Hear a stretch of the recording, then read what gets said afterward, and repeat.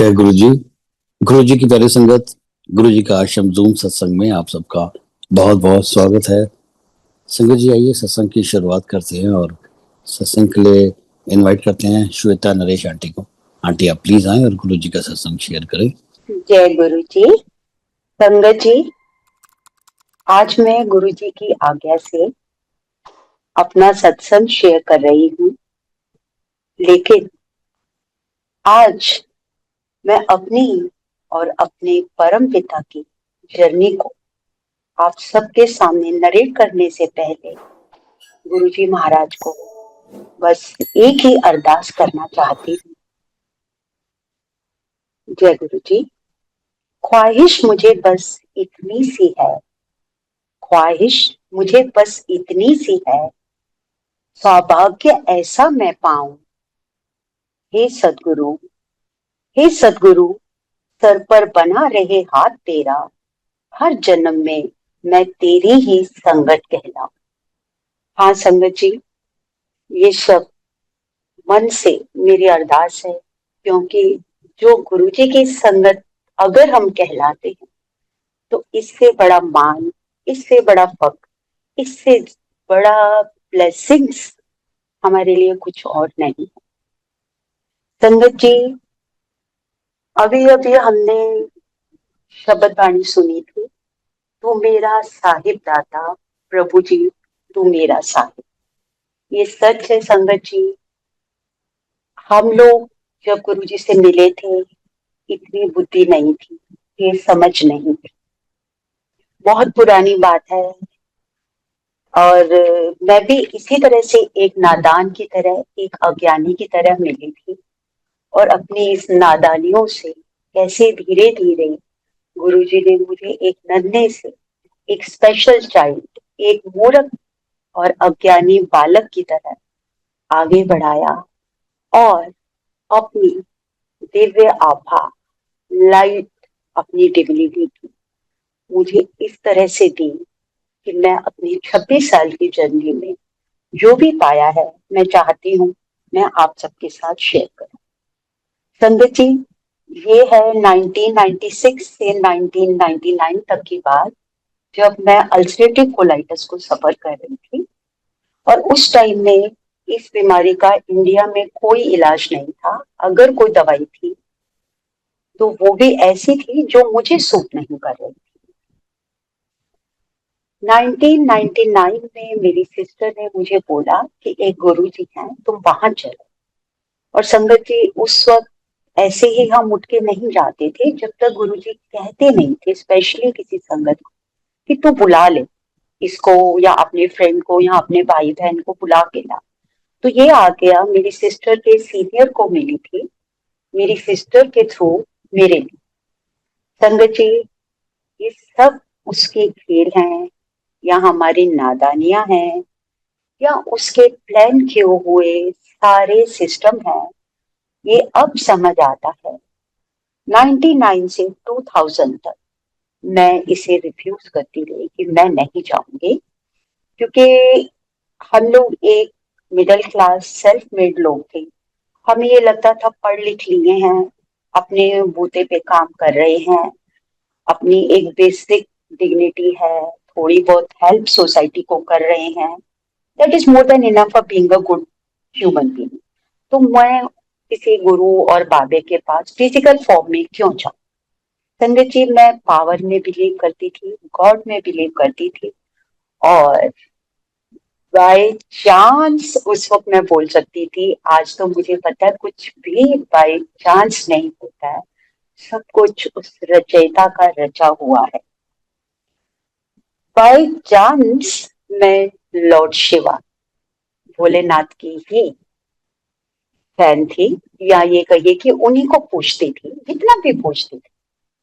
तो धीरे धीरे मेरी सिस्टर ने मुझे कन्विंस करने की कोशिश की कि एक बार चल पर, और तेरे को जब कोई मेडिसिन नहीं ट्राई करी, तो जैसा गुरु जी बोलते थे हमेशा अपनी प्रेजेंस में कि यहाँ तो सब टेस्ट और ट्राई के लिए आते हैं और मिरेकल्स की उम्मीद करते हैं मेरे से। मैं भी चली गई कि when there is no medicine, मेरी हालत बहुत खराब है, मैं पूरे दिन में एक या आधी चपाती खाती थी और हर घंटे में वॉशरूम दौड़ती थी और ब्लीडिंग होती थी।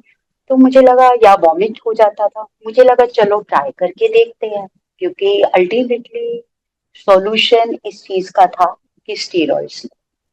एंड आफ्टर कोरोना तो आई थिंक हम सबको पता है, एक कॉमन मैन को भी, कि स्टीरॉइड्स को लॉन्ग टर्म तक नहीं लिया जाता। It is a life saving drug, but ये आपके लिए बहुत हार्मफुल होती है। तो वो ही हुआ। जून का महीना था, 2000 की बात है। मेरी सिस्टर रात के टाइम आई और मुझे बोलती है, मतलब कि 7 साढ़े 7 बजे थे, चल आज तू चलेगी दीदी। जैसे छोटी सिस्टर्स करती हैं कि अपना डांट के उसने मुझे बोला। जून का महीना था, मैं मम्मी के घर आई हुई थी, वेकेशंस चल रही थी, जबरदस्ती मुझे लेके गए। और मैं उससे यही पूछा सबसे पहला वर्ड कि क्या जहाँ हम जा रहे हैं बहुत दूर है, वहां वॉशरूम कोई होगा? क्योंकि मुझे हर हाफ एन आवर में या 1 आवर में वॉशरूम जाना पड़ता था। और मैंने ये बोला, ये कैसा गुरु है जो आई थिंक हमारे जैसे नादान हमेशा पहला क्वेश्चन पूछते थे। बहुत से सेवादार और संगत ने ये बात बोली थी, जो शाम के टाइम जनरली उन दिनों में काफी गुरु का चलन चल रहा था, काफी गुरु थे और काफी गलत चीजें भी न्यूज़पेपर्स में आती थी। तो मैं डाउट के पोजीशन में गई थी, बट करता क्या न मरता कि मुझे लगा चलो शायद यहाँ से मुझे कुछ सॉल्यूशन मिल जाए मेरी प्रॉब्लम का। कोई भाव नहीं था, बट एक ही भाव था, एक ही लालच था कि मुझे शायद मेरी बीमारी से फ्री हो जाऊंगा। संगत जी वहां हम गए। जाते ही मेरी सिस्टर ने बस यही बोला कि जो बाकी लोग कर रहे होंगे चुपचाप करना, मुंह मत खोलना, आवाज मत करना, कुछ भी मत बोलना। बिकॉज मैं थोड़ा लॉजिक्स और रीजनिंग में, थोड़ा नहीं बहुत ज्यादा बिलीव करती थी। Being accounts and maths teacher, मेरा फर्स्ट स्टेप यही होता था कि जो भी प्रॉब्लम है बच्चे, आप मेरे से रीजन पूछेंगे और रीजन क्लियर होगा तो लाइफ क्लियर होगा। बट ये नहीं था पता कि जो मुझे बुला रहा है वो मुझे ये बता रहा है, कोई रीजन नहीं होता, कोई क्लैरिटी नहीं होती, सिर्फ सरेंडर होता है। इस शब्द का मतलब शायद मुझे नहीं था पता, एंड आई थिंक अभी भी नहीं पता है, लेकिन कुछ कुछ समझ उसने इस 26 साल की जर्नी में मुझे दे दी। थैंक यू गुरु जी। तो संगत जी छोटी सिस्टर की तरह वो मुझे गाइड भी कर रही थी, डांट भी रही थी, क्योंकि उसे लग रहा था ये रेस्टलेस पर्सन है, कुछ ना कुछ बोल देगी और यहाँ पे बोलना बहुत गलत चीज हो जाएगी। संगत जी जैसे ही हम, अगर आपने एम्पायर एस्टेट के दर्शन किए हुए हैं, अंदर आए, जोड़े उतारे, ऊपर सीढ़ी में चढ़ के जब एंट्री के बाद हम नीचे उतरते हैं, राइट साइड पे टर्न करते हैं तो गुरु जी का आसन। अभी राइट साइड पे टर्न करने से पहले ही मैंने सामने देखा, इतने खूबसूरत, इतने प्योर वाइट, इतने भव्य जोड़े में कौन बैठा हुआ है। और मैं यही हैरान कि ये कौन है, क्या है। मैं तो उनकी ब्यूटी को ही और प्रेजेंटेशन को, पर्सनैलिटी को एडमायर करती रह गई और सोचती रही ये कैसा गुरु। बट क्योंकि था, एक तो छोटी बहन की डांट और दूसरे अपनी बीमारी से जान छुड़ाने का लालच, मैं चुप रही कि चलो शायद मिरेकल हो जाए मेरे साथ। आगे गई, जैसे जैसे बागी लोगों ने किया और जो दरबार का जो नियम था, हम सब गए, गुरु जी को माथा टेका और बैठ गए। थोड़ी देर बाद गुरु जी ने प्रसाद दिया। संगत जी वो पर्सन जो पूरे दिन में आधी या एक चपाती भी नहीं डाइजेस्ट कर पाता था, कड़ा प्रसाद, और नहीं, उस दिन जो गुरु जी ने दिया वो मुझे दिया इतना बड़ा लड्डू, बूंदी का लड्डू था। और जैसे छोटे होते हैं वैसे ही बड़े भी होते हैं, और मैं मीठा बिल्कुल पसंद नहीं करती। बड़ा लड्डू दोनों हाथ में लेके बाहर आए और मेरी सिस्टर पूरे रास्ते, तब हम संगत जी प्रसाद लेके गुरु जी से बाहर एम्पायर एस्टेट में जाते थे, बाहर रोड पे खड़े होके प्रसाद को फिनिश करके, हैंड वॉश करके फिर वापस अंदर आते थे। संगत जी प्रसाद ले लिया इतना बड़ा, सिस्टर मेरे पीछे पीछे फॉलो करती हुई, दीदी इसको यही फिनिश करना, इसको यही फिनिश करना। संगत जी तब तक ये शब्द शायद सुने भी नहीं थे, सुनने के बाद भी बहुत टाइम तक समझ नहीं आए थे, जो अब अच्छी तरह से समझ आ गए हैं। जो गुरुजी कहते थे, ਇੱਥੇ खाया ते दवाई है, घर जाके खाया तो मिठाई। तो संगत जी, मुझे तो उस वक्त वो मिठाई लग रही थी। ना सुना था, ना देखा था, ना पता था कि ये दवाई भी हो सकती है। और मैं अपनी सिस्टर को बोल रही हूँ, तो पागल है क्या बाहर आके, कि इतना बड़ा लड्डू हाउ कैन आई डाइजेस्ट। वो बोले धीरे धीरे, क्योंकि संगत जी वहां पे पिन ड्रॉप साइलेंस होता था। इवन बाहर रोड पे भी हम लोग बात नहीं करते थे, सिर्फ खड़े होकर प्रसाद फिनिश करते थे। कोई एक आध पर्सन ऐसा होता था जो 2 मिनट आपस में गुरुजी की ही कोई बात करता था या मैसेज करने करता था। धीरे धीरे वो मुझे डांटे जा रही है, पिंच किए जा रही है, दीदी फिनिश कर फिनिश कर। चलिए वो फिनिश करके हम वापस अंदर आए संगत जी। उसके बाद मुझे जो मिला लंगर प्रसाद, पहली बार 4 जनों के साथ चपाती सब्जी दाल, मुझे अभी ध्यान नहीं आ रहा क्या था, लेकिन मुझे एक चीज याद थी कि 8 चपाती और मिर्ची की चटनी, जो कि मेरे लिए पॉसिबल ही नहीं थी खाने की, 2 चपाती हर पर्सन को खानी। बट फिर वही मेरी सिस्टर को पता था, जितना भी प्रसाद मिला है हमें वही फिनिश करना है, तो ही हमारे कर्म कटेंगे।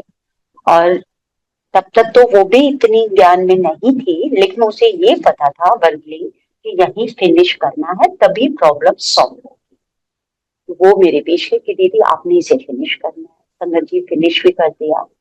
और संगत जी आप बिलीव नहीं करेंगे, जहां से मैं आई थी विवेक विहार से, अंधेरिया मोड़ क्रॉस करके एम्पायर एस्टेट, कम से कम 1.5 घंटे का रास्ता था। नॉर्मली भी अगर हम 1-1.5 घंटा जाते हैं तो वॉशरूम यूज करते हैं। संगत जी अभी तक मैंने वॉशरूम नहीं यूज किया, और मैं तो हर 1 घंटे में यूज ही कर रही थी। और अगर आप में से कोई भी एम्पायर स्टेट गया हुआ है तो संगत जी, पहले ये होता था जहां हम बड़े हॉल में बैठते थे, वही किचन की दूसरी साइड सुधा आंटी दरवाजा था, और ओपन में वहीं पे ही वॉशरूम था, कि जो वॉशरूम जाना चाहेगा सारी संगत को दिखेगा वो वेट कर रहा है वॉशरूम जाना है। तो संगत जी थोड़ा सा कंफर्टेबल नहीं लगता था, लेकिन मेरा ध्यान यही था कि वॉशरूम जाना पड़ेगा, इतना खाना खा लिया। एक नॉर्मल जो होता है 2-3 घंटे की जर्नी के बाद मुझे जाने की फीलिंग हुई, वो मैं एक बार गई, उसके बाद घर आई। एंड संगत जी आप बिलीव नहीं करेंगे, जून का महीना 2000 की बात है, दिल्ली में काफी लाइट जाती थी, और लाइट गई हुई और मुझे बहुत गर्मी लगती थी संगत जी, अभी भी लगती है। मुझे गर्मी बिल्कुल टॉलरेट नहीं होती, और रेस्टलेस होके गर्मी में अल्टीमेटली जब पसीना आएगा, परेशान होगा इंसान, और ओवर ईटिंग की हो तो वॉमिट करेगा ही करेगा। Sangat ji I was waiting for this thing कि अब जो मेरी हालत है, इतना खाना मैंने खाया, मैं वॉमिट करूंगी या टॉयलेट जाऊँ। संगत जी कुछ भी नहीं हुआ, ऐसा कुछ भी नहीं हुआ, जो कि अपने आप में मेरे लिए मिरेकल था, क्योंकि कितने महीनों से मैं हर 2 घंटे घंटे में वॉशरूम जाती थी। संगत जी फिर जो गुरु जी बोलते हैं, जब मेरे दरबार में आते हो, अपनी अकल को अपनी जुतियों के नाल छड़ के आया। अकल तो हम साथ लेके चलते हैं, हम मिडिल क्लास पढ़े लिखे क्वालिफाइड लोग हैं, अकल कैसे छोड़ देंगे। तो मेरी अकल तो वैसे भी लॉजिक्स बहुत चलते थे, तो मेरा दिमाग सबसे पहले चला कि पक्का इन्होंने जो खाना दिया है ना, इसमें स्टीरॉइड्स मिलाए। बिकॉज मुझे लगा मैं कंफर्टेबल फील कर रही हूँ इतना खाना खाने के बाद, सेकेंड डे मॉर्निंग में भी मुझे इतना मतलब कि प्रेशर नहीं हुआ। मैं नहीं ये कहूंगी कि मैं 100% क्योर हो गई, शायद मेरे कर्म बहुत भारी थे, लेकिन कंफर्टेबल हो गई। बट वही दिमाग यूज कि पक्का इन्होंने स्टीरॉइड्स डाले होंगे खाने में सबके, तभी सब हेल्दी फील कर रहे थे और हैप्पी फील कर रहे थे। बट फिर दिमाग बोले कि स्टीरॉइड्स तो बॉडी वेट से ज्यादा दिए ही नहीं जाते। वहां पे तो 100 किलो वाला इंसान और 10 किलो वाला बच्चा भी 2 चपाती ही खा रहा था। तो समझिए ये डाउटफुल कंडीशन चलती रही 2 महीने निकल गए। अब मैं आपको ये बताती हूँ कि जो मेरी जर्नी है, ये थोड़ी बहुत दवाइयां मैं खाती रही, जो कि बाद में काफी समझ आया जब गुरुजी बोलते थे डॉक्टर नु अपना कम करन दे, दवाइयां भी मैं ब्लेस कर दा, अगर मैं ना ब्लेस करा तो कुछ नहीं हो सकता। तो संगत जी बहुत देर से बहुत धीरे धीरे समझ आया, लेकिन क्योंकि हम खुद इतने जड़ हैं, इतने नादान हैं कि समझना ही नहीं चाहते। हमारा मालिक तो हमें रोज बताता है कि हम क्या करें क्या ना करें, लेकिन हम सुनते हैं, भूल जाते हैं, प्रैक्टिस पे नहीं लाते। तो संगत जी, गुरु जी भी हम सबको जब हम उनके दरबार में जाते हैं, एक नादान बालक की तरह छोटी छोटी चीजें दे करके हमें बहलाते हैं, फुसलाते हैं, अपने पास बुलाते हैं। इसका सबसे प्यारा और क्यूट एग्जाम्पल दूंगी, जो कि अब मुझे अपनी स्टुपिडिटी लगता है, लेकिन जर्नी है मेरी अपनी ग्रोथ की, मेरी सोल की ग्रोथ की, तो मैं आप सबसे जरूर शेयर करूंगी। संगत जी, पहली बार जब मैं गई थी अपनी सिस्टर के साथ, तो मैं रहती थी पश्चिम बिहार। पश्चिम बिहार से भी एम्पायर एस्टेट काफी दूर पड़ता था, बीच में अंधेरिया मोड़ वगैरह, अब तो काफी इम्प्रूव हो गई हैं ये जगह, बिल्कुल डार्क हुआ करता। एंड संगत जी, उन दिनों में हमारे पास थी, मेरा बेटा छोटा था, वी आर सेल्फ मेड, अपने आप में हम प्लान करते थे लाइफ को क्या करना है, कैसे करना, फाइनेंशियली भी। तो मेरे प्लानिंग में था कि तब मारुति 800 आई हुई थी, नई, मतलब कि नई तो नहीं थी। That was my dream car for that moment, कि अपने बजट के हिसाब से सोची समझी प्लानिंग में, विद यूजिंग माय अक्ल, जो गुरुजी हमेशा मना करते हैं कि व्हाइट मारुति लूंगी मैं। संगत जी, आप बिलीव नहीं करेंगे कि 2 महीने बाद ना मुझे कहीं से लगा चलो इन्हीं गुरुजी के पास चलते हैं। तो मैंने अपने हस्बैंड को पूछा, अभी तक मेरे हस्बैंड तो वहां गए, मैं कहा चले एक बार वहां पर। ही सेड हाँ चलते हैं। तो मैं, क्योंकि उनका नेचर ऐसा है, कहीं भी बोलो गुरुद्वारे मंदिर मस्जिद, वो माथा टेक देते हैं हर जगह पर, पूरे उससे। तो उन्होंने मना नहीं किया। तो मैंने बोला लेकिन नरेश, वो जगह बहुत दूर है और रात के टाइम ये गुरुजी आते हैं, तो मैं फिएट में नहीं जाऊँ। हम में से अगर किसी ने भी अम्बेसडर और फिएट पुराने टाइम में यूज की हो, तो 15-20 साल खींच लेते थे हम लोग। आज की तरह नहीं कि हर 2 साल में गाड़ी बदले। और उसको फिर एंड में कभी रेडिएटर गर्म हो जाता था, कभी पानी डालना पड़ता था। आई सेड कि नरेश, रात के टाइम बच्चे के साथ मैं इस गाड़ी में तो जाऊंगी नहीं। तो समझिए, उन दिनों में मारुति ओमनी शुरू हुई थी, वैन। और वो रेंटल नया नया ट्रेंड शुरू हुआ था, लोग देते थे। तो मेरे हस्बैंड ने बोला मैं एक नई, मेरे फ्रेंड ने ये काम शुरू किया, उसकी गाड़ी ले लेता हूँ रेंट पर। तो मेरी मन, चलो ठीक है चलते हैं, स्कूटर पे हम जाएंगे नहीं, फिएट में हम जाएंगे नहीं, तो रेंट पे ही ले लो। और तब तक अभी ये मेगा या मेरो होती थी, once in a while airport से, नहीं तो वही काली पीली टैक्सी हुआ करती थी मार्केट में। तो हमने वो गाड़ी ले ली रेंट पर।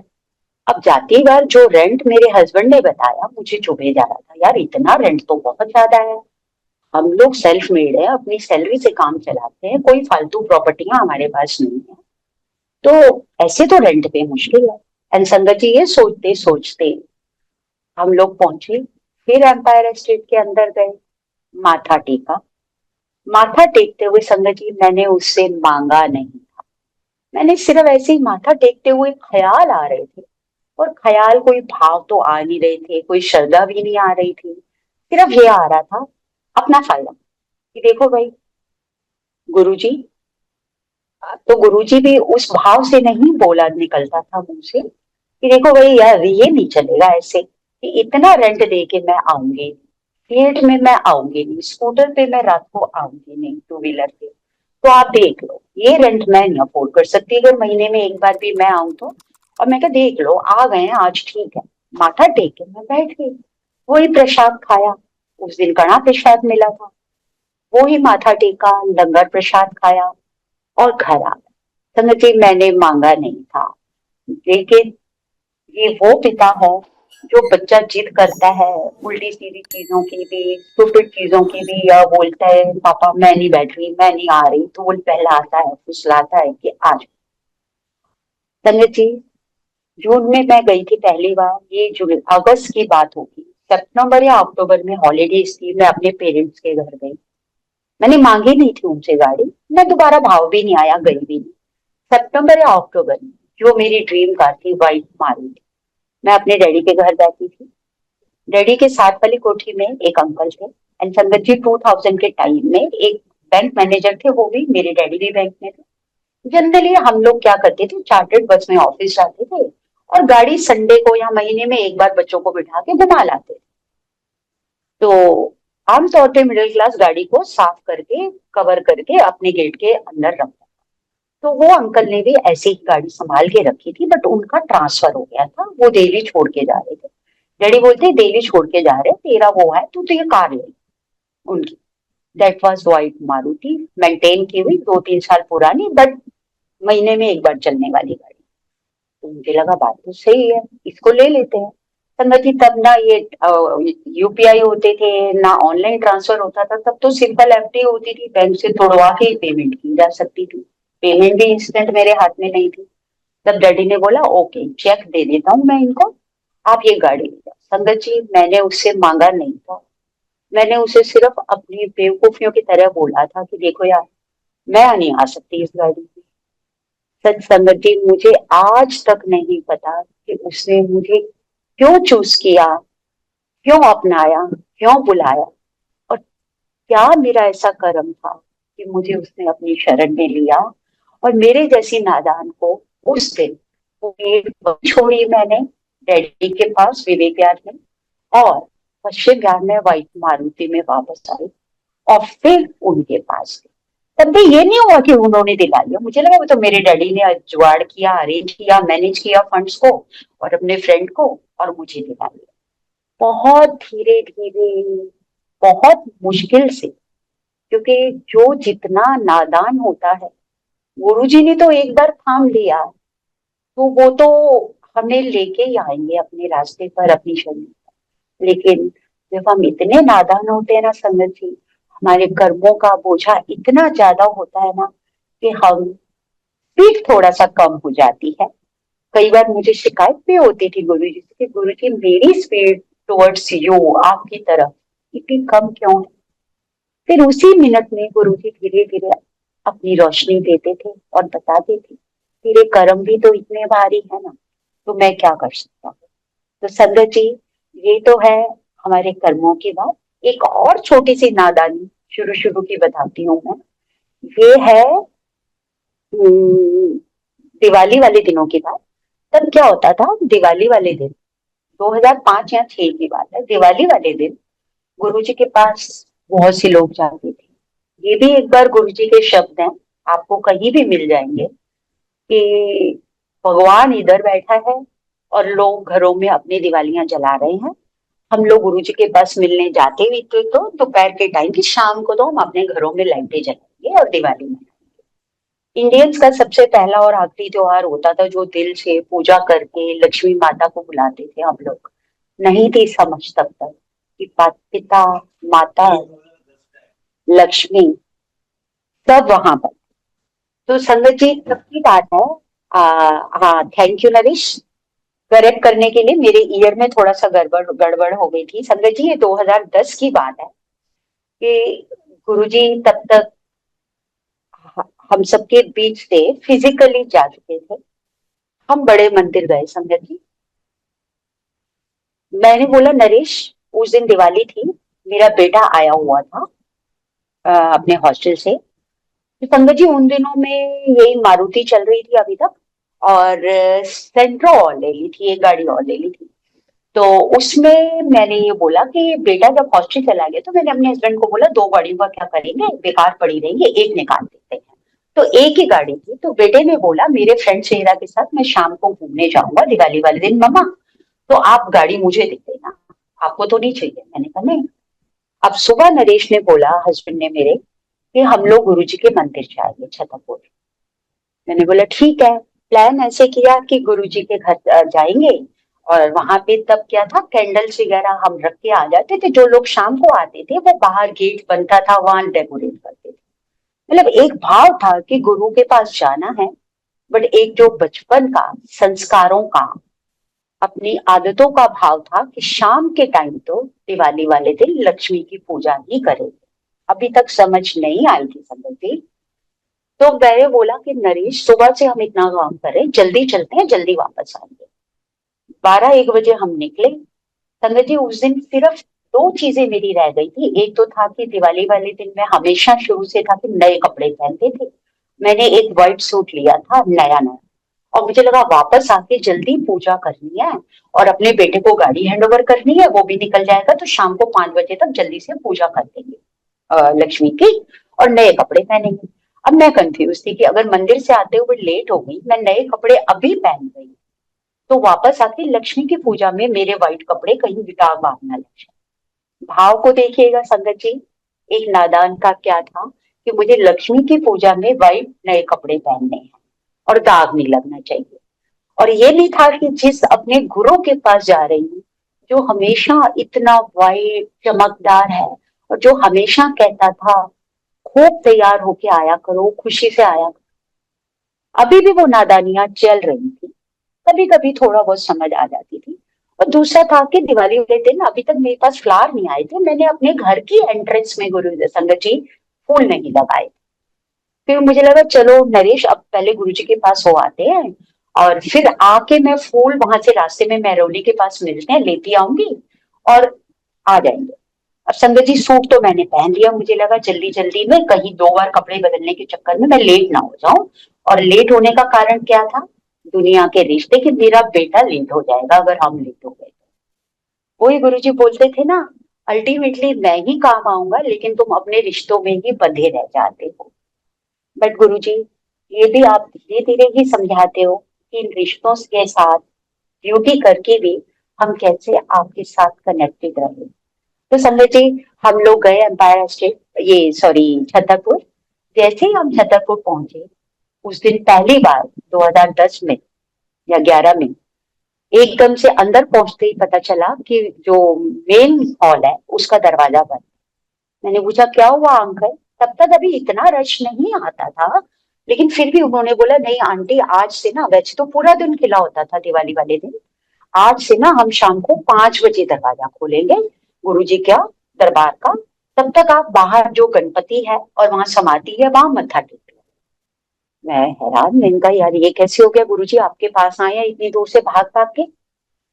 एनी हाउ, मैंने बोला चलो माथा टेकते हैं। इतने मैं अंदर जाके माथा टेकने लगी और देखा कोई एक अंकल खड़े हैं कि उन्हें रिक्वेस्ट करूं हमें हॉल में जाने दो। तो इतने में एक अंकल आए और आके मुझे बोलते हैं आंटी सेवा करोगे? संगत जी देखिए, नहीं होती समझ, बार बार मैं ये याद करती हूँ और अपनी नादानियों को देखती हूँ, फिर ये मान जाती हूँ कि सब करवाने वाले आप ही हो गुरु जी। गलतियां भी और सुधारने वाले भी और करवाने वाले भी। संगत जी, फिर मेरे पीछे रील चढ़ पड़ी, मुझे घर जाना है, फूल खरीदने हैं, सेवा करने को पता नहीं क्या बोलेंगे, मेरे कपड़े खराब हो जाएंगे, लक्ष्मी की पूजा करनी है, अपने घर के फूल लगाने हैं, बेटे को गाड़ी देनी है। गुरु नहीं था, सिर्फ गुरु के पास जाके सारे रिश्ते थे, सारी फॉर्मेलिटीज याद आ रही थी। इतने में मुझे लगा जैसे आम इंडियन फैमिली करती है, वाइफ करती है, कि ब्लेम गेम खेलते हैं। मैंने उनको बोला अंकल मैं अपने हस्बैंड से पूछ के बताती हूँ। जैसे सारी दुनिया के काम तो मैं हस्बैंड से पूछे बिना करती ही नहीं। पीछे मुड़ के देखा, मेरे हस्बैंड खड़े थे। एज आई टोल्ड यू, वो तो कभी इन चीजों के लिए मना, बोलते हैं हाँ हाँ क्यों नहीं करेंगे। अब एक टेस्ट और, अंकल बोलते हैं आंटी अगर सेवा करोगे तो 2-2.5 घंटे कम से कम करनी पड़ेगी।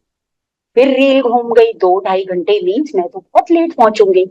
मैं कुछ बोलूं, मेरे हस्बैंड ने बोल दिया हाँ हाँ करेंगे अंकल। अंकल ने एकदम से बोला आप पीछे के दरवाजे से जाइए संगत जी, जहाँ से हम अभी म्यूजिक का रूम होता है निकलते हैं और लंगर के लिए जाते हैं। पीछे के दरवाजे जाइए मग्गू आंटी के पास और वो आपको सेवा दे देगी। संगत जी मैं पीछे के दरवाजे से जा रही हूँ और बार बार सोचूं पता नहीं क्या सेवा देंगे, ये सूट तो अनारकली इतना लंबा है और व्हाइट है, इस पे तो दाग लग जाए। कोई भाव नहीं है कि मेरे गुरु की सेवा मिली है, अपनी सेवा याद आ रही है, अपने संस्कार याद आ रहे हैं। संगत जी अंदर गए और आप बिलीव नहीं करेंगे, बड़े मंदिर जो शिव जी की मूर्ति है वो बाहर थी, बाकी सारी मूर्तियां बाहर थी, और वहां पर थर्मोकोल के बड़े बड़े पाइप बन रहे थे, लगे हुए थे, उनपे फूल लग रहे थे। एंड यू नो जब थर्मोकोल काटते हैं तो छोटी छोटी बॉल्स चारों तरफ बिखर जाती। आंटी ने मुझे सीधे 2 बड़े बड़े कपड़े समाए, टॉवल, और बोला आंटी जहां पे गुरु नानक देव जी और शिव जी की मूर्ति है, तरस जाते हैं हम उस जमीन को छूने के लिए। शायद हम में उतनी औकात ही नहीं, शायद हम उसको छुए तो जल के भस्म हो जाए, लेकिन मुझे वो ब्लेसिंग्स उन्होंने दी नहीं थी समझ। मुझे बोलते हैं आंटी जाओ उस एरिया में से मुझे एक भी थर्माकोल की बॉल नहीं दिखनी चाहिए। संगत जी, अगर आपने कभी भी बच्चों के लिए थर्माकोल के पीसेस काटे हो, वो बॉल्स इधर दौड़ती हैं उधर दौड़ती हैं, कभी इधर भाग रही हूँ मैं, कभी उधर भाग रही हूँ, नीचे जमीन पे मेरा अनारकली घूम रहा है और बॉल्स लौट। तो सबसे पहली चीज जो मेरा मैं, पहले दिन भी गुरुजी जब मेरे हस्बैंड साथ गए थे, सिंगला अंकल ने उन्हें बाहर बुला के बोला था कि गुरुजी कहते ने अपनी अकल चपला दे नाल छट के आया करो, और टीचर्स को समझाना तो बहुत मुश्किल काम। And bye the way Sangat ji, by profession I am a teacher. तो वो चीज अभी तक नहीं आई थी। मुझे उस वक्त फिर लगा कि ठीक है, अब सेवा तो मिली है, करनी है। थोड़ा सा भाव गुरुजी ने जगाया और मैं चुपचाप से अपना व्हाइट सूट छोड़ करके गुरुजी के दरबार को साफ करने लगी।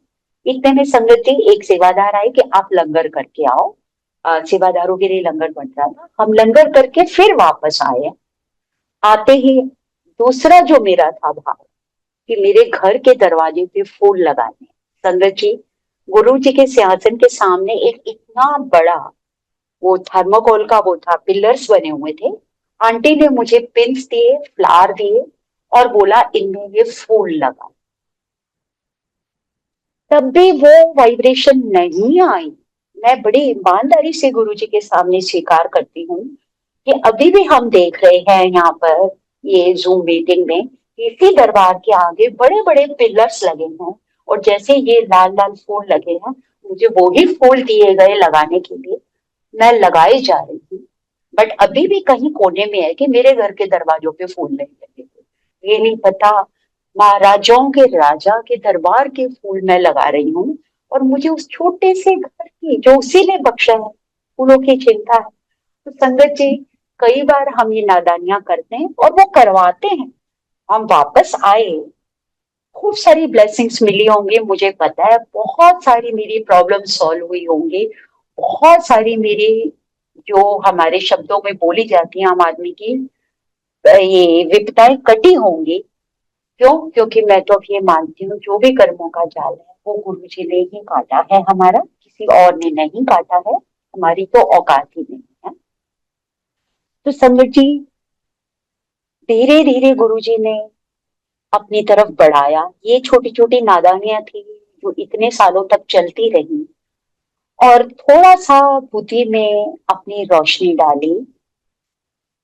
गुरुजी संगत जी हमेशा कहते थे कि हम सब, तुम सब लोग मुझे कीड़े मकोड़ों की तरह दिखते हो, और जिन 5 विकारों में हम पलते आए हैं, काम, क्रोध, लोभ, मोह और अहंकार, लेकिन शुक्राना गुरुजी, आपने हम सबको उठाया है और हमको थोड़ा थोड़ा करके चमकाया है, चलाया है।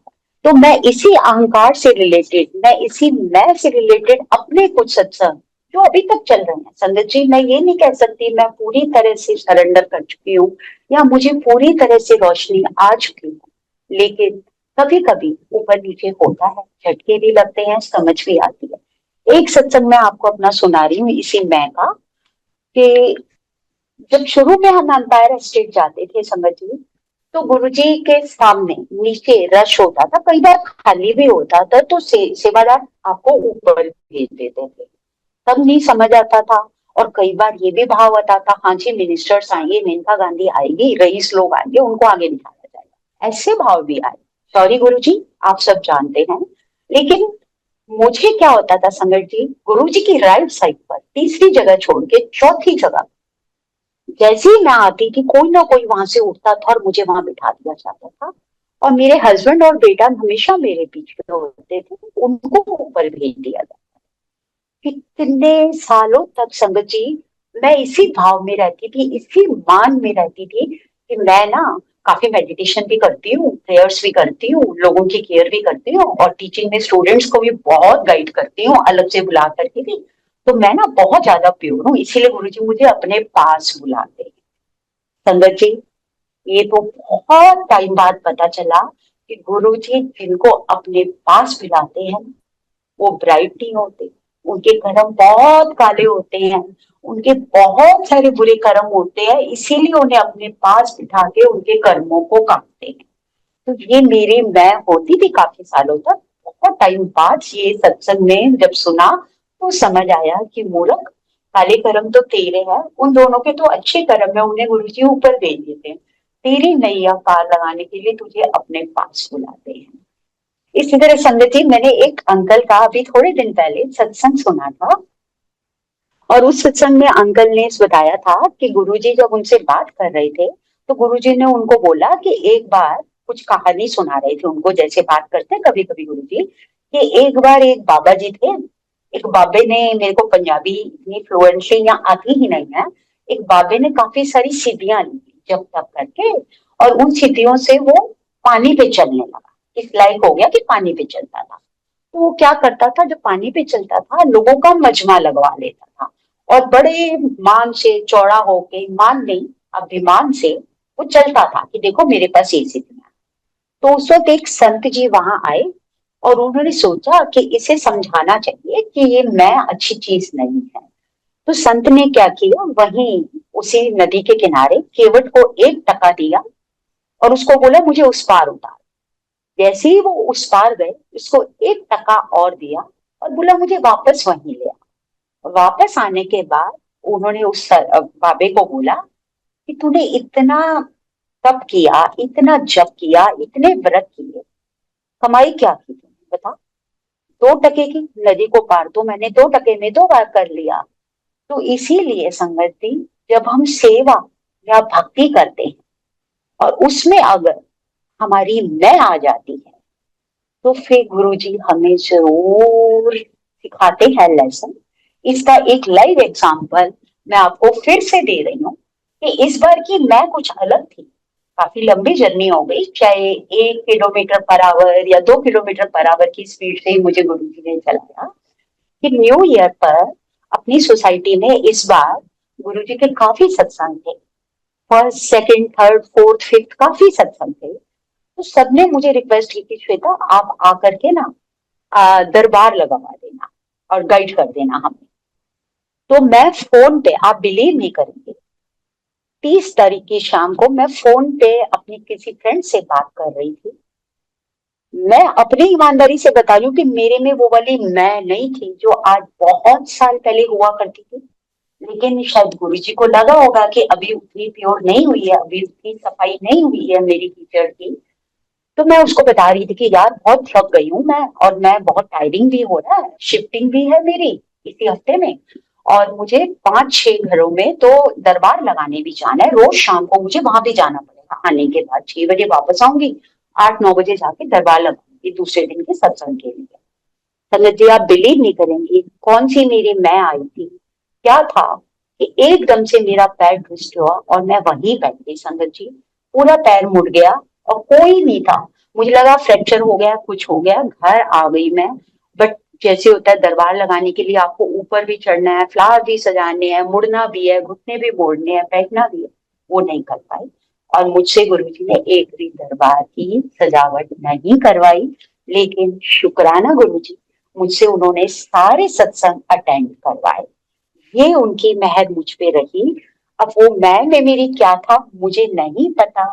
शायद मेरे सदगुरु को अभी भी मेरी चमक फीकी लगी होगी और उसने मुझे ये जो स्क्रैच करके रगड़ा है अपने स्पेशल स्कॉच ब्राइट से, थैंक यू, शुक्राना गुरुजी उस चीज के लिए।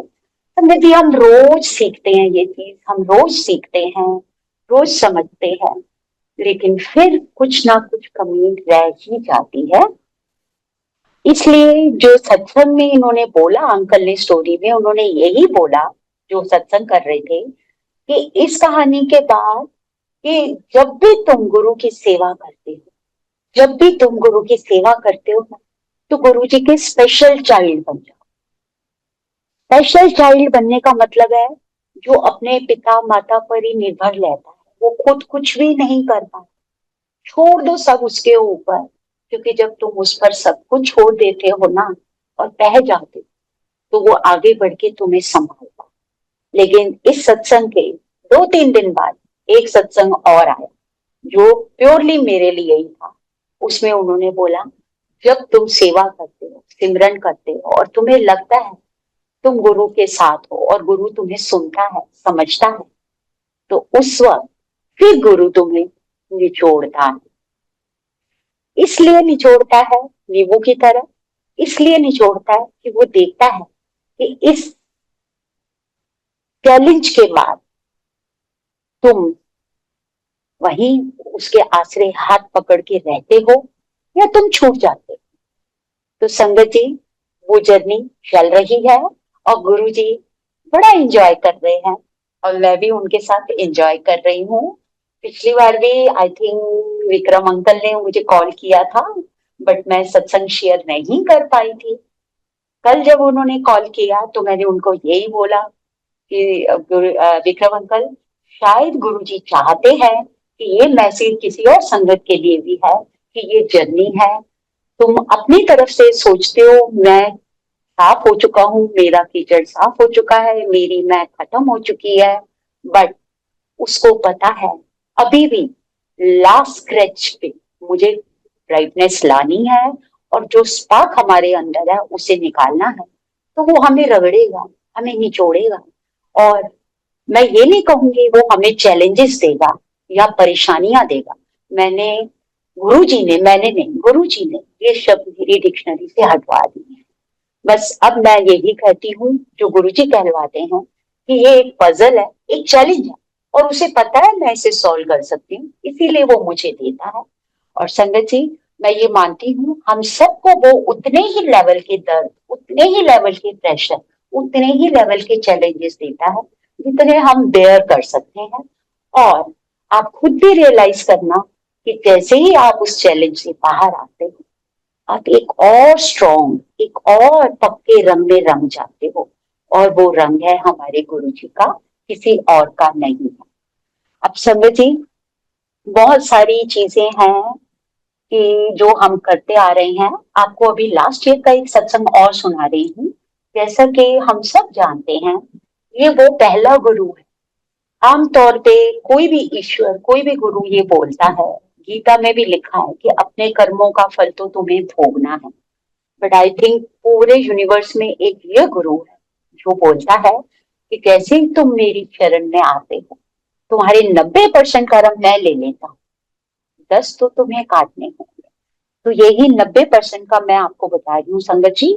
जब मेरा बेटा 2 साल पहले की बात है, तब तक अभी मैं दिल्ली में ही थी, तो मुझे हमेशा ये लगता था कि पता नहीं क्यों एक डर सा होता था, जैसे अकेले पेरेंट्स को होता है कि रात बेरात अगर कोई प्रॉब्लम आती है, हम सीनियर हो रहे हैं, तो मुझे थोड़ी सी एंग्जाइटी होती थी कि रात को कुछ ना हो गुरु जी, कि मैं कैसे भागूंगी हॉस्पिटल और एम्बुलेंस बुलाऊंगी, फिजिकल ऐसी कोई चीज रात को मत देना। एक कॉमन मैन की तरह ये डर रहता था संगत जी, ये काफी हावी रहता था। जब से 2011-12 से मेरा बेटा 10 से हॉस्टल गया था, तब से ये हावी रहता था।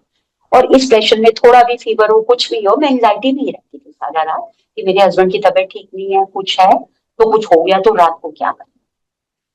चलो इस डर में, इस एंजाइटी में, हालांकि पता था गुरु मेरे साथ है, सब कुछ है, बट वही अभी भी अकल जुतियों के साथ नहीं छूटी है, लॉजिक्स और रीजन चल जाते हैं। तो ये हावी हो गया था, कोरोना के बाद थोड़ा ज्यादा हो गया था कि हम अकेले रह रहे हैं। तो संगत जी, आप ये मानिए कि आपके जो दर्द, आपकी जो परेशानियां, फिजिकल, मेंटल, इमोशनल, वो सब जानता है। जो हम वाणी में बोलते हैं ना, बिन बोलिया सब जानता, वो जानता है। लेकिन वो बैठ के इंतजार करता है कि तुम कब समझोगे नादान बच्चों कि मैं तुम्हारे साथ हूँ। मैं फिजिकली नहीं, कहीं ना कहीं से तुम्हारे पास आऊंगा। तो ये बात है 22 की, 3 की।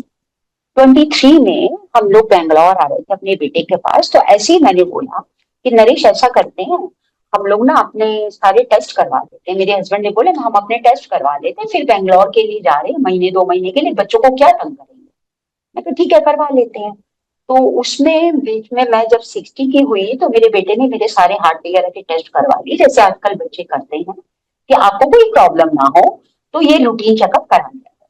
तो बैठे बैठे में संगत जी, हमारी सैटरडे की फ्लाइट की टिकट थी। थर्सडे को नरेश बोलते हैं कि श्वेता तेरा जो मेडिकल वो हार्ट वाला डॉक्टर है, चल उसको आज दिखा देते हैं। शाम की चाय पी करके हम उसके, मतलब क्या हो गया, कहते नहीं मैं भी अपने टेस्ट करवा लेता हूँ, कोई प्रॉब्लम नहीं थी। और हम गए, उसने हमारा उस पे 2-3 टेस्ट किए, इको वगैरह लेकर के सारे, और अल्टीमेटली उसने एकदम फोन किया और बोला इनको तो प्रॉब्लम है। संगत जी, मेरे हस्बैंड को सैटरडे की फ्लाइट है, सैटरडे संडे हम हॉस्पिटल में हैं, 95% ब्लॉकेज। उसी वक्त हॉस्पिटलाइज हुए हैं, बट पॉइंट वो हो गया, सुबह तक का वेट किया। जो मेरा डर था कि रात को कुछ हुआ मैं कहाँ दौड़ूंगी, वो उन्होंने नहीं करवाया। मेरी प्रॉब्लम चैलेंज आना था, लेकिन उन्होंने जिस चीज से मैं डरती हूँ, मैं परेशान होती हूँ, उन्हें पता था, उन्होंने वो रिमूव करा दी। उन्होंने डायरेक्ट डॉक्टर के पास अपने आप ही वॉक इन करके हम गए हैं। डॉक्टर ने एडमिट किया, सारे टेस्ट किए, और संगत जी 95% ब्लॉकेज थी। और उन्होंने बोला था कभी भी किसी भी मोमेंट पे कुछ हो सकता था। स्टंट की बात चली, 2-3 दिन का था, मंडे ट्यूसडे वेडनेसडे एडमिट करके 3 डेज के पैकेज में समझ जी। और आप ये देखेंगे आईसीयू, जो मेरे हस्बैंड को लेके गए, साथ वाले बेड पर मेरे हस्बैंड से 15 साल छोटा एक पर्सन, उसको 95% उसको भी ब्लॉकेज थी, बट उसको हार्ट अटैक आके वो वहां आया। हार्ट अटैक के बाद उसके बच्चे वहां लाए हैं, और हम लोग वॉक करके डॉक्टर के पास गए थे, और उसने डाउट डाला तो हमने नेक्स्ट डे टेस्ट करवाए, और हम वॉक करके आराम से अपने घर की गाड़ी में एडमिट होने भी हॉस्पिटल गए हैं, और अपना ये टेस्ट वगैरह करवाए हैं। तो आप ये मान लो कि, और सबसे बड़ी बात, आईसीयू में जब मैं गई, आप मानेंगे आईसीयू में बेड का नंबर 7। हालांकि गुरुजी बोलते हैं इन चीजों पे मत पड़ो, वहमों में मत पड़ो, हर जगह मैं हूँ, 13 में भी मैं हूँ, बिल्ली के रास्ते काटने में भी मैं हूँ तो कोई डर नहीं। लेकिन फिर भी हम नादान, जो हमारे गुरु का दिल है 7, वो तो हम सबको कहीं ना कहीं वाइब्रेशन देता ही है। तो संगत जी वहां से हम डिस्चार्ज होके आ गए। तो मैं ये बताना चाह रही थी कि हम कुछ छोड़ें उस पे या ना छोड़ें, लेकिन जब उसने हमें पकड़ लिया है तो वो हमें कभी नहीं छोड़ेगा, ये आप विश्वास रखिएगा। हमारी क्या औकात है हमें नहीं पता, लेकिन जब उसने हमें हाथ रख दिया है तो हमारी औकात तो बढ़ी गई है, और इतनी बड़ी है कि अब हमें सिर्फ उसके चरणों में ही रहना है।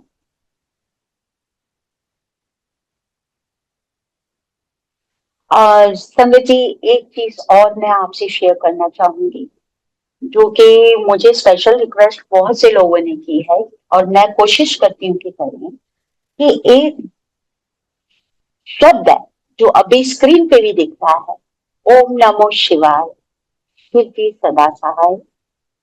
और हम सेवादारों ने या गुरु जी के संगत ने इसी को आगे गुरु जी को समर्पित करके जोड़ा था, ओम नमो शिवाय, गुरु जी सदा सहाय।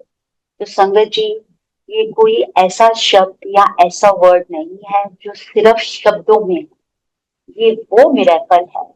ये मिरेकल नहीं है, ये वो ब्लेसिंग है जो लगातार बह रही है। जहां भी ये वाला आप मंत्र जाप करेंगे, वहां पे गुरु जी हैं, वहां पे ये है। इसका भी एक मैं सत्संग आपको सुना रही हूँ संगत जी।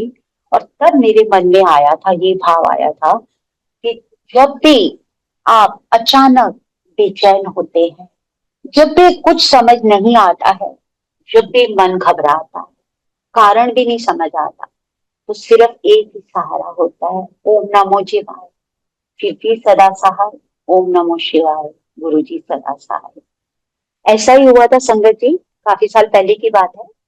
मेरा बेटा अपने फ्रेंड की शादी में पंजाब चंडीगढ़ गया था, गाड़ी में बैठ के वो लोग गए थे, 4-5 बच्चे गए थे, तो उन्होंने बोला था हम नाइट में वहीं स्टे करेंगे। फिर इनका फोन आया कि मम्मा हम ना ऐसा करेंगे, थोड़ा बोर हो रहे हैं सारे बच्चे, तो हम रात को 12-1 बजे चलेंगे, 2, ढाई, 3 बजे तक आपके पास घर पहुंच जाएंगे और यहीं आके सोएंगे। चलो, रात को फिर 11 बजे फोन आया इसका कि नहीं मम्मा अब लेट हो गए, हम नहीं निकल रहे।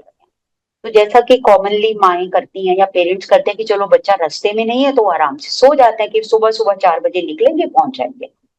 संगत जी मैं भी सो गई आराम से कि बच्चे सेफ हैं, रोड पे नहीं।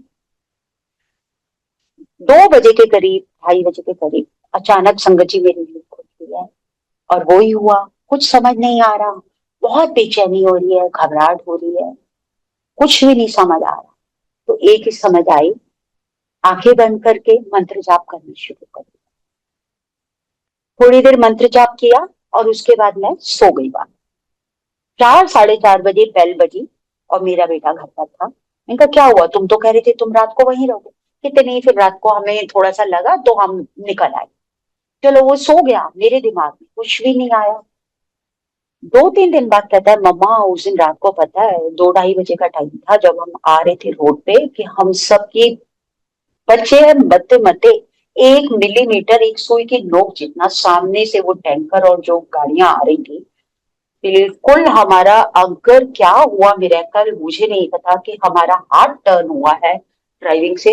नॉर्मली हम दोनों एक्टिव थे जो आगे बैठे थे। क्या हुआ कि हम कैसे बचे संगत जी। 2 ढाई बजे ये वही टाइम था जब मेरे गुरु ने मुझे उठाया और बोला कि 10% तो तुझे ही करना है ना अपने रिश्तों के लिए, 90 तो मैंने कर दिया है, तू उठ और मंत्र जाप कर। तो संगत जी ये शक्ति है उस मंत्र जाप की। बहुत बार हमें नहीं समझ आता कि उसने हमारे ऊपर से कितने भारी भारी पत्थर उठाए हैं, कितनी भारी भारी प्रॉब्लम्स को सॉल्व किया है। लेकिन अब इतना तो समझ आ गया है संगत जी कि उसने हमारा हाथ थामा है, उसने हमें सहारा दिया है और उसने हमें अपने साथ जोड़ा है। तो हमें किसी चीज से डरना नहीं है, किसी चीज से वहम नहीं करना है। और सिर्फ कुछ भी नहीं समझ आए तो सिर्फ और सिर्फ उसका नाम जपना है कि गुरु जी मैं आपके पास हूँ और आपका मंत्र जाप कर रही हूँ, आपके हाथों में हूँ और आप ही हैं जो मेरी नैया को पार लगाएंगे और मुझे संभालेंगे। और संगत जी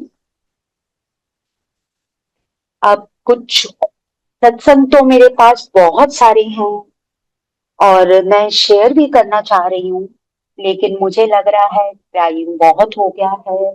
बहुत अलग अलग तरीके के, बहुत स्वीट स्वीट, बहुत खट्टे मीठे, काफी सारे सत्संग है। एक छोटा सा सत्संग और शेयर कर रही हूँ, ये इन्हीं 2 3 सालों की बात है। काफी अप एंड डाउन गुरुजी दिखा रहे हैं। बहुत क्यूट सा है सत्संग, मस्ती वाला है थोड़ा सा। कि संगत जी मैं बैंगलोर शिफ्ट हो गई थी, तो मुझे लगा कि बच्चे यही हैं, हमने शिफ्ट होना है। अब मैं गुरुजी को, तो हमने दिल्ली का घर अभी बेचा नहीं था।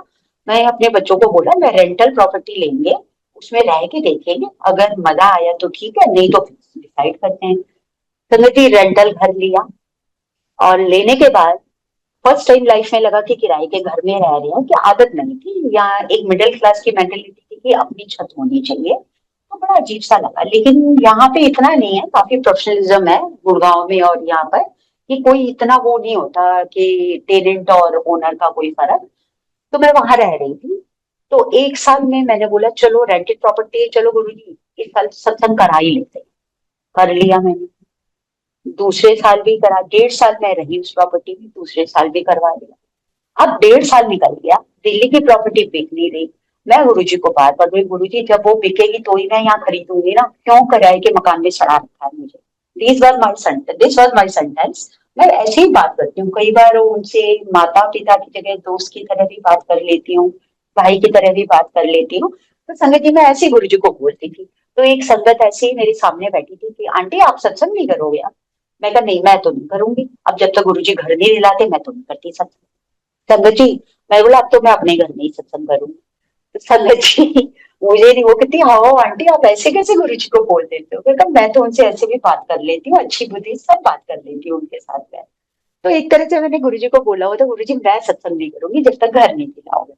संगत जी अब इस जर्नी में बात आई कि और यहाँ पे जिस सोसाइटी में मुझे घर चाहिए वहां अगर घर आज दोपहर को आया है तो कल सुबह तक वो बिक जाता है, इतनी होड़ लगी हुई है। और जो मेरी चॉइस थी उसमें और ज्यादा होड़ लगी हुई थी। तो मतलब अगर हाँ है तो मैं कहती गुरुजी वहां से लिक्विड दिलाओगे तो यहाँ डालूंगी ना, एड ऑन तो मैं करूंगी लेकिन सारा तो मैं नहीं दे सकती। तो यही बात चल रही थी। संगत जी आप बिलीव नहीं करेंगे, एक तो जब दिल्ली की डील हुई, मैं दिल्ली गई, दिल्ली की डील हुई, मैं दिल्ली की रजिस्ट्री करा के उसको सेल की साइन करने जाना था। और ये जून की बात है संगत जी। उसमें जाने से पहले ही इधर एक घर मिला। संगीत जी, जैसा मैंने आपको बोला था, विद इन 24 आवर वो घर निकल जाता है कि इतना डिमांड में है वो एरिया।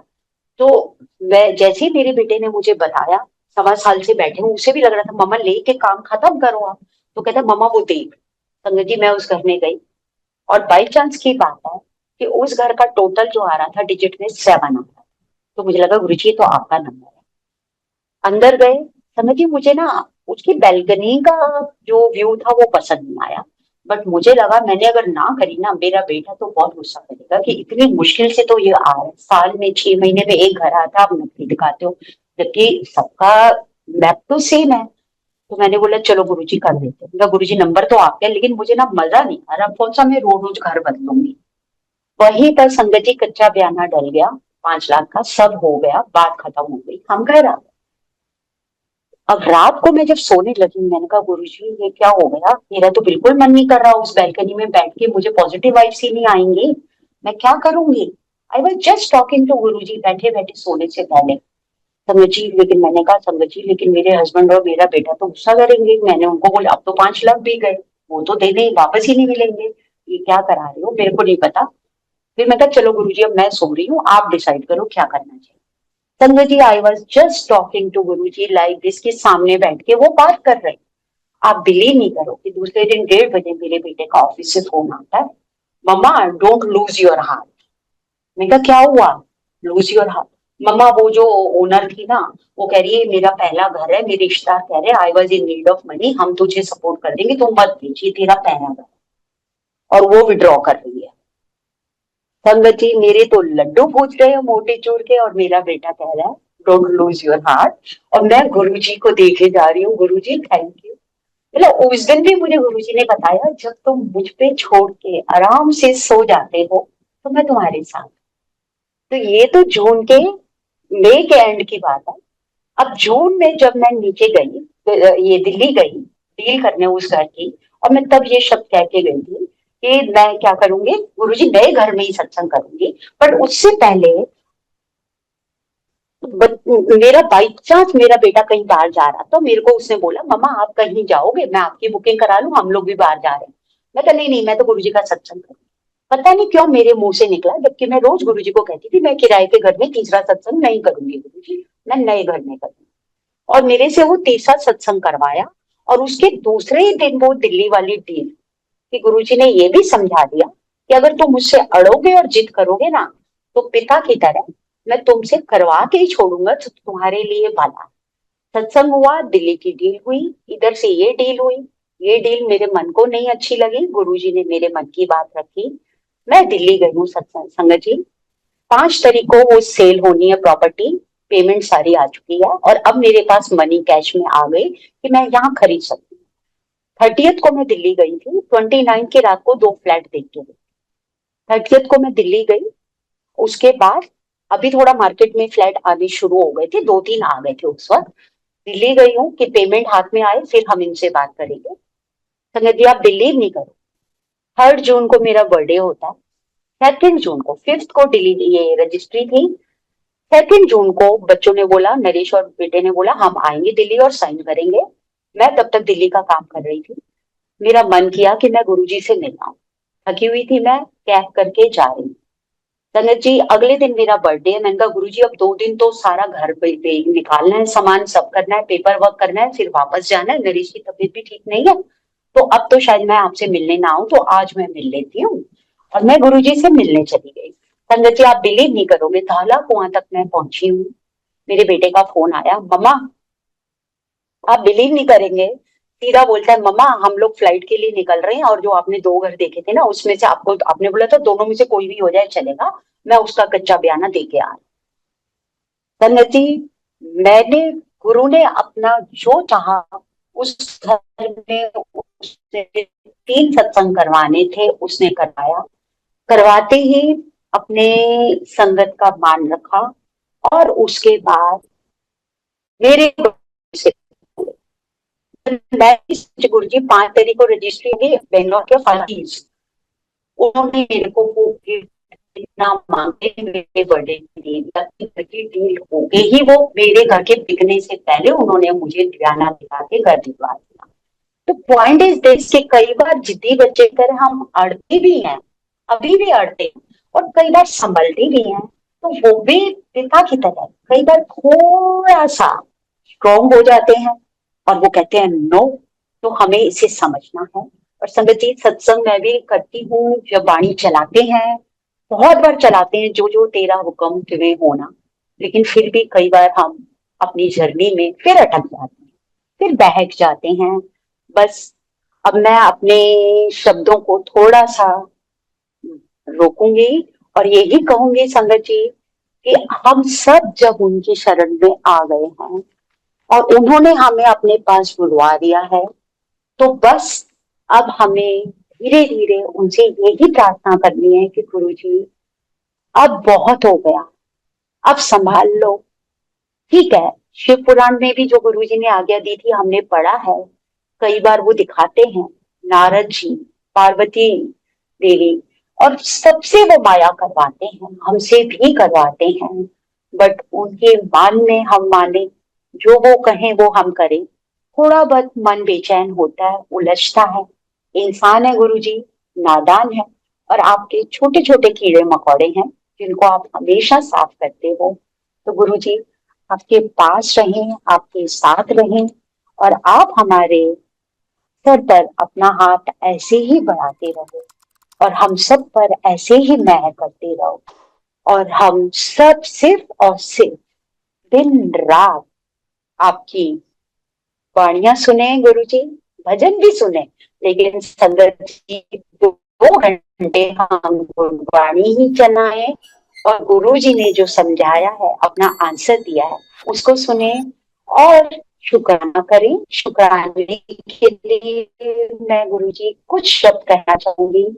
शुक्राना गुरु जी हमें अपनाने का, शुक्राना गुरु जी अपने चरणों से लगाने का, शुक्राना गुरु जी का, शुक्राना गुरु जी हमें अपने साथ रखने का। सच में गुरु जी हम तो आज तक ये भी नहीं समझ पाए, स्पेशली मैं गुरु जी, कि मुझ में ऐसा क्या कर्म था, ऐसा क्या गुण था कि आपने मुझे अपनी शरण में बुलाया। शुक्राना गुरु जी मुझे अपनाने का, शुक्राना गुरु जी मुझे वो बनाने का जो मैं आज हूँ। शुक्राना गुरु जी हाथ थामने का, अपने पास बुलाने का। शुक्राना गुरु जी, शुक्राना बख्शनहार, मेरे अंग संग रहने का, मेरे हर गुनाह को बख्शने का। शुक्राना गुरु जी, शुक्राना, शुक्राना, शुक्राना गुरु जी, शुक्राना संगत जी, शुक्राना विक्रम अंकल एंड सब अंकल जो भी इस सत्संग से जुड़े हुए हैं। शुक्राना, शुक्राना, शुक्राना।